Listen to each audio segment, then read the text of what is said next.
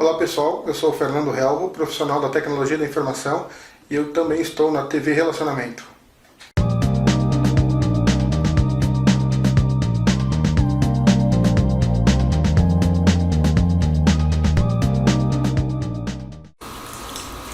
Olá internautas, iniciamos mais um programa Você é Top.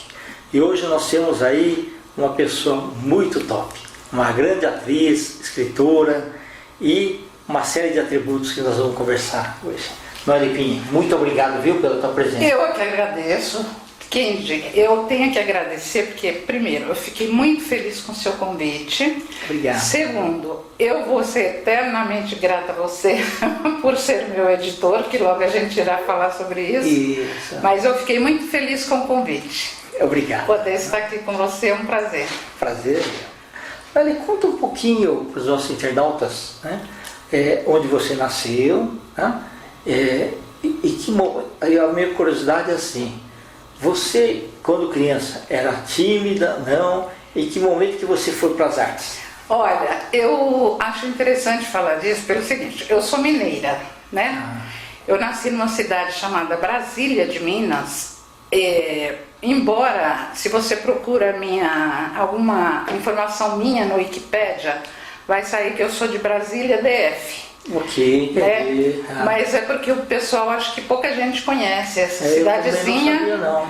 Chama Brasília de Minas, né? Certo. E aí o pessoal fala, você nasceu em Brasília DF? Eu falo, não, eu sou mineira, uai.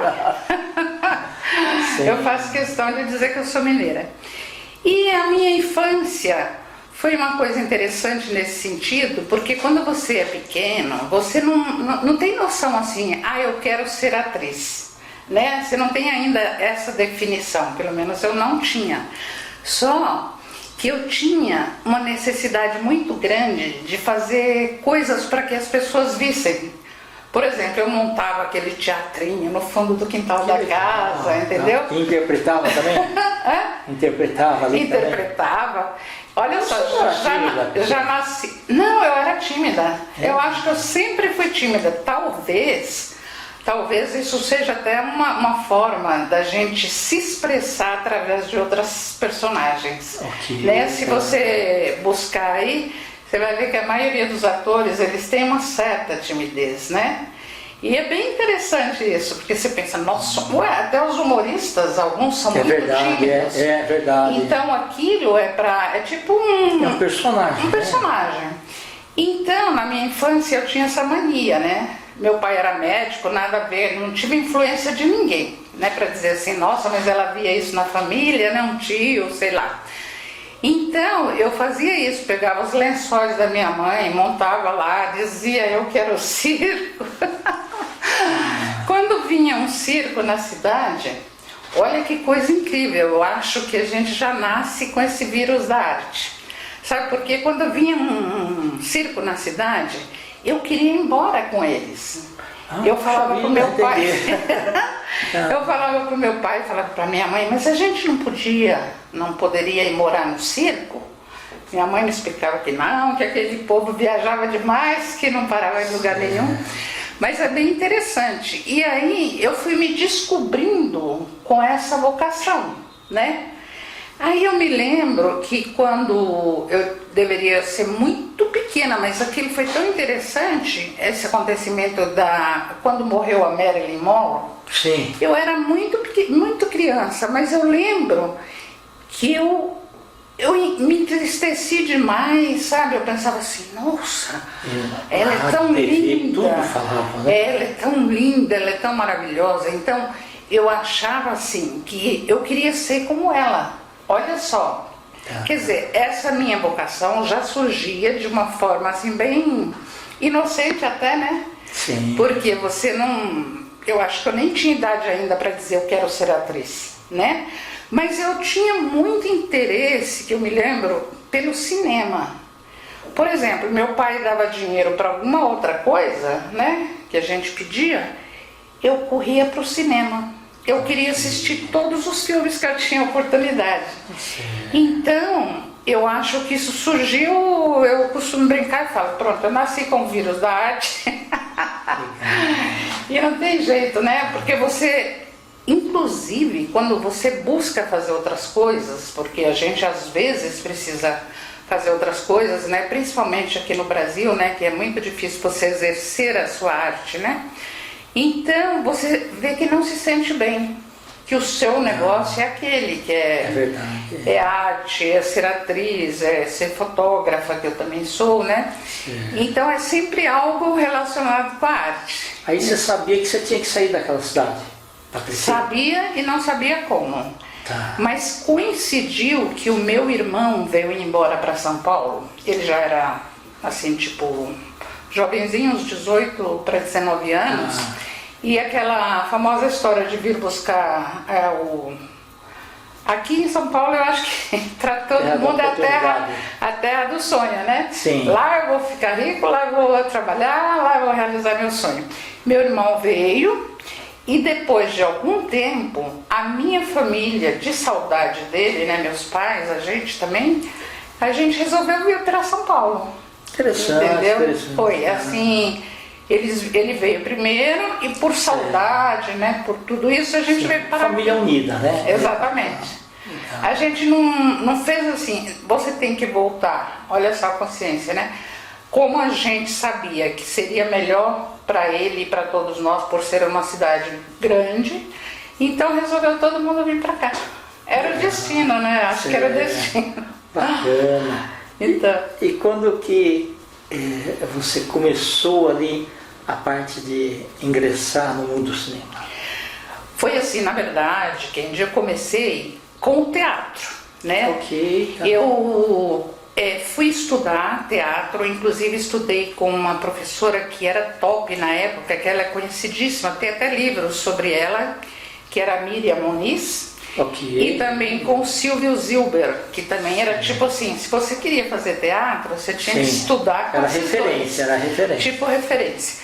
Então comecei a estudar com eles e depois surgiu a oportunidade de eu fazer uma peça sacra. Olha só. Que coisa, né? Tá. Os dois primeiros trabalhos que eu realizei como atriz foram peças sacras. Entendeu? Jamais eu imaginei assim, daqui eu vou fazer cinema, vou para pôr meu chachado e tudo isso. Mas foi teatro, a minha escola, a minha base, o meu aprendizado e que foi foi teatro. Muito importante, né? Muito importante, nossa, super importante, porque a gente tem que realmente dominar a arte da interpretação, porque parece fácil, né, Kendi? Mas assim... No teatro você tem, no palco você tem os pontos, né, onde você tem que ficar. Exato, a marcação, né? marcação, enquadramento. E isso tudo te ajudou também quando você virou fotógrafo também, né? Tudo isso. Porque iluminação. Total. Nossa, isso me ajudou. Porque você também aprende a dirigir, né? A modelo. Exato, você tem que dirigir, né? Porque fotografar não é só apertar um botão, como todo mundo sabe, né? Então, todo esse aprendizado do teatro, para mim, foi excelente para todas as coisas que eu vinha desenvolver posteriormente. Maravilha. Se bem que eu acho, assim, eu me autodefino como uma atriz um pouco atípica, porque o que eu amo, o que eu tenho verdadeiro fascínio é pelo cinema. Ok, tá bom. Eu adoro cinema. Para mim, eu acho que é uma linguagem.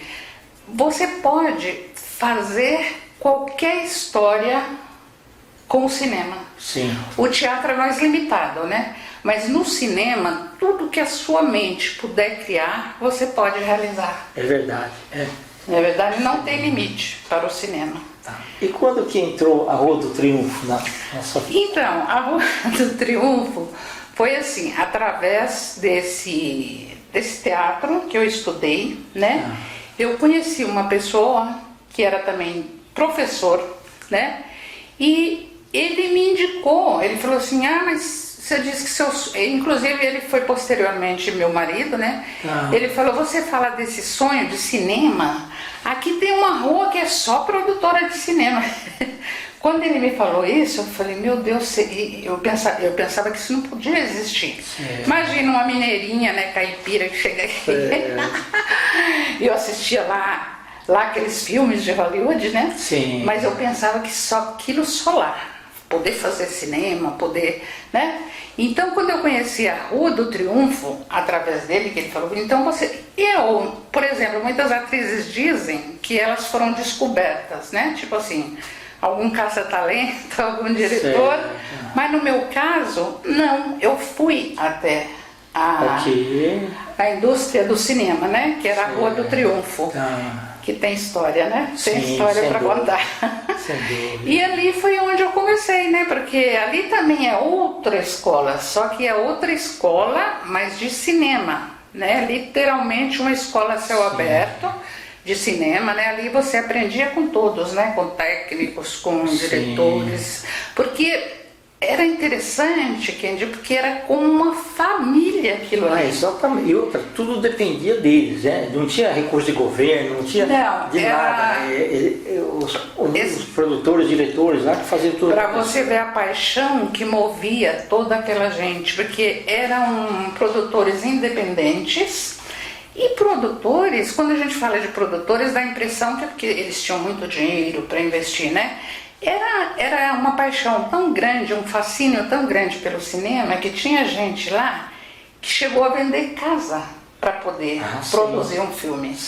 Mas graças a Deus, como era o auge do cinema, né, no Brasil, e aquela foi a maior indústria que existiu, né? E os filmes passavam no cinema e eram campeões de bilheteria. Exatamente, porque naquela ocasião os cinemas eram na rua que eu digo aqui na Ipiranga. Agora foi São João, agora está no shopping. Agora ficou resumido aos shoppings. Então o público em geral, independente da classe social, ela tinha muito acesso ao cinema, né? Perfeito. E essas pessoas que se aventuravam, por exemplo, e vendiam a casa até, logo elas repunham aquele dinheiro. Sim, era um investimento que dava certo. Era um investimento, porque sabia que aquele tipo de cinema, né, que foi batizado, né, às vezes para alguns pode ser o nome pejorativo, mas era simplesmente um nome comercial quando se dizia pornô chanchada, né? Porque às vezes, quase sempre, tinha muita cena de nu, né? E era isso que o público daquela época... Sem dúvida, uma época do regime militar. Exato. Que tudo era censurado. Não tinha essa liberdade que a gente tem hoje, né? E aí esse público ia, mas eram filas. Hoje você não vê isso. Aquilo era lindo porque a gente que queria fazer cinema sabia que ia ter uma resposta, um feedback, né? Porque existia aquele público específico que lotava as salas de cinema. O Marabá era filas e filas. Filas e filas. Tinha uma coisa que nunca mais existiu, começava às 10 da manhã.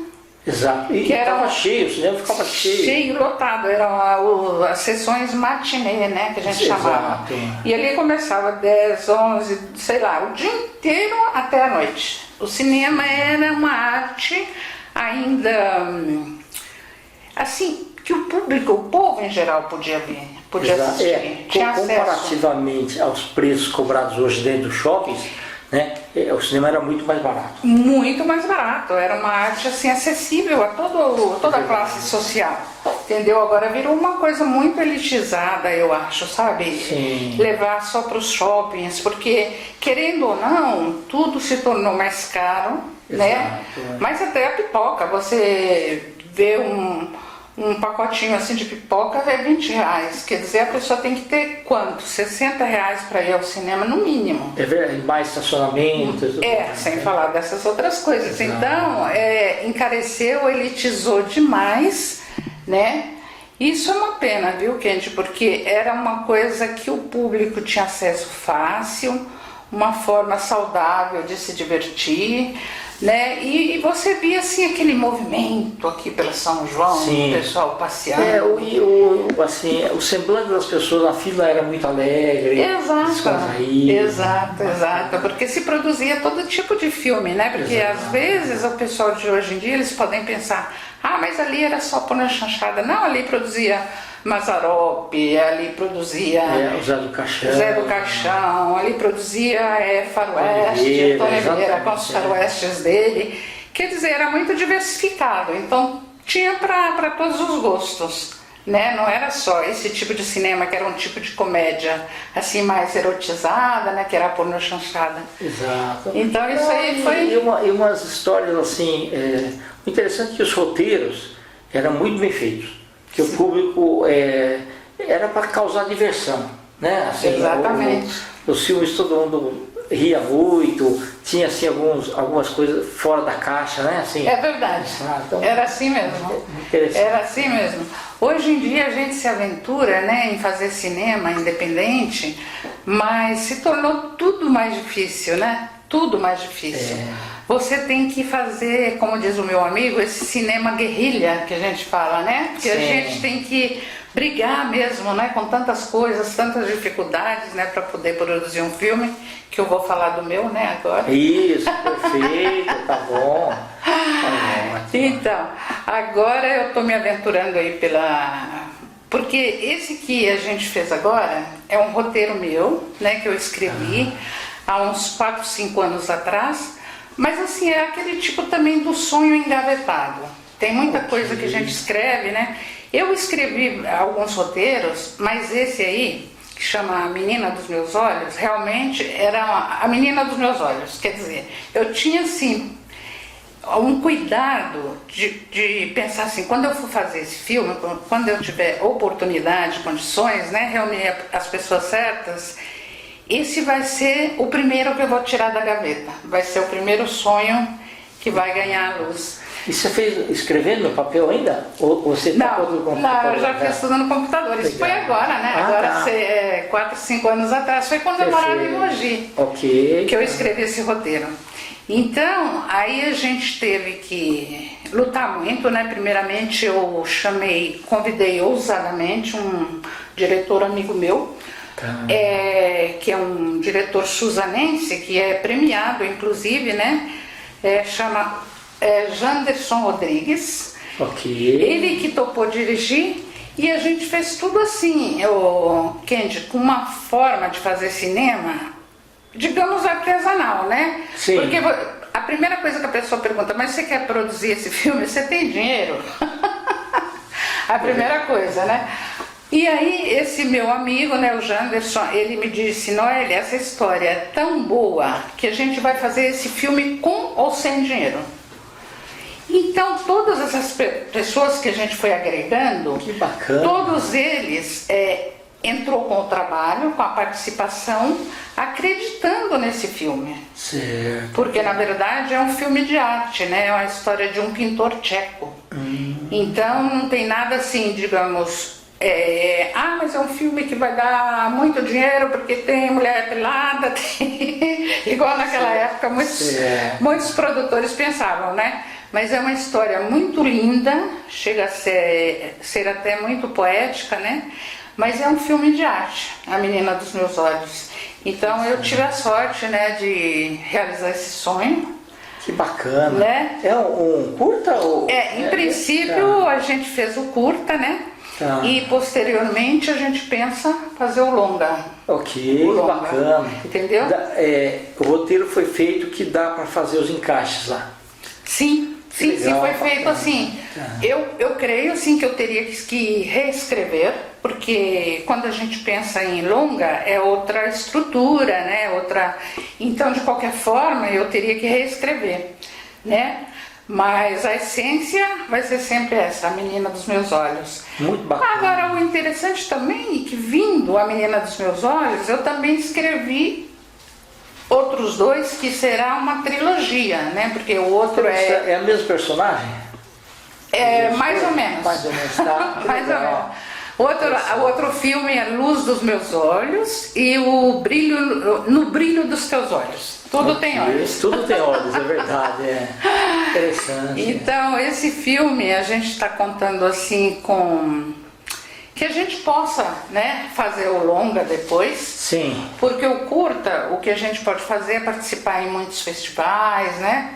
Eu estou pensando em levar para a Espanha, tudo isso, porque eu morei lá há muitos anos, bacana, né? Sim. Eu tenho contato lá com Pedro Almodóvar e tudo. Que bacana. Então a gente pensa levar para lá e daí vamos ver os frutos que vão Sim. vão surgindo, né? Exatamente, né? Mas eu fiquei muito feliz de contar com essas pessoas, né? Porque, inclusive, o ator principal, que faz o pintor, é um pintor tcheco, ele é remanescente da Boca de Cinema de São Paulo, que é o Tony Siambra. E ok. outra que participa. O Tony que vai ser o ator. É. Interessante. E porque ele tem o perfil perfeito exato. para o personagem. O biotipo, né? O biotipo. O perfil dele é o próprio pintor tcheco. Inclusive ele fez com sotaque, né? Eu falava para ele, treina em um sotaque tcheco. Bacana.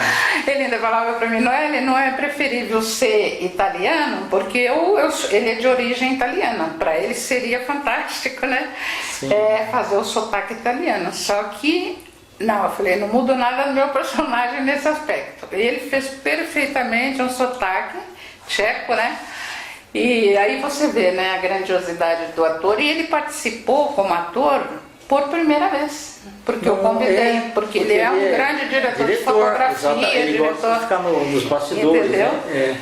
E outra também que participou, uma grande atriz que vocês devem conhecer, os seus internautas, tudo, que é a Débora Muniz, que também é remanescente da Boca de Cinema, que eu pude contar com ela também, foi muito generosa, participou com a gente. Bacana. E o local das filmagens, onde que foi? Então, o local foi um ateliê aqui no centro de São Paulo, que o pintor teria que ter um ateliê, é verdade, o pintor que está e foi um ateliê muito lindo que é aqui na Santa Cecília, né, Largo Santa Cecília, que as pessoas cederam pra gente. Teve cenas em Mogi das Cruzes, né, no lago. Perfeito. Naquele lago lá não sei se você conhece ali, que tem o Parque Quarto Centenário. Sei. Então, foi lá. E também aqui na casa do Tony, porque a gente precisava filmar algumas cenas dele, né, e tal, e também na cozinha. Mas foi assim, tudo por aqui, São Paulo e Mogi e Suzano. Suzano também a gente filmou. E foi uma parceria de aposta mesmo, né? Foi de aposta. Por isso, eu sinto assim, você acaba sentindo uma certa responsabilidade, porque você pensa assim, essas pessoas se doando, acreditando nisso. Essa energia, né? Essa energia, não, mas era energia mesmo, que tipo assim, as pessoas iam, assim, você pensava, mas esse pessoal está ganhando quantos milhões para estar dessa maneira, fazendo esse trabalho, se entregando tanto, né? Eu sei que todos são apaixonados por cinema, todos querem que isso crie força, né? Que a gente comece a se unir outra vez para produzir esse cinema independente, chegar a algum lugar, porque eu acho que Rua do Triunfo não vai existir mais outra, né? É uma pena. É uma pena, mas eu acho que essa força ela é contagiante, porque outras pessoas vão também começar a se entusiasmar, reunir esses grupos de pessoas. Parece que você planta uma semente, né? Aquilo vai mexendo com a cabeça das pessoas. Vai germinando. Vai germinando e fala, vamos poder fazer de novo. Exatamente. Né? E a gente não quis que nada fosse mal feito, porque eu sempre disse, a falta de dinheiro, assim, para você produzir grandes coisas, grandes efeitos, grandes, né, não é nenhuma desculpa para você fazer algo mal feito. Exatamente. Tipo assim, não tem dinheiro para... Não tem nada a ver, é verdade. Não tem dinheiro para comprar o livro para pôr em cima da mesa, vamos pôr aquele jornal. Não. Tem que ser o livro, porque está no roteiro e tem uma coerência com aquela história, com aquela personagem. Okay. Entendeu? Então é isso, eu acho que muita gente vai se encorajar com a nossa ousadia. Maravilha. Ô Noeli, oi. Nós vamos dar um pequeno break aqui, tá? E nós terminamos aí esse quadro, né? E depois nós teremos uma segunda parte para você falar dos filmes do livro. Tá bom? Tudo bem. Internautas, temos um pequeno break e daqui a pouco voltamos.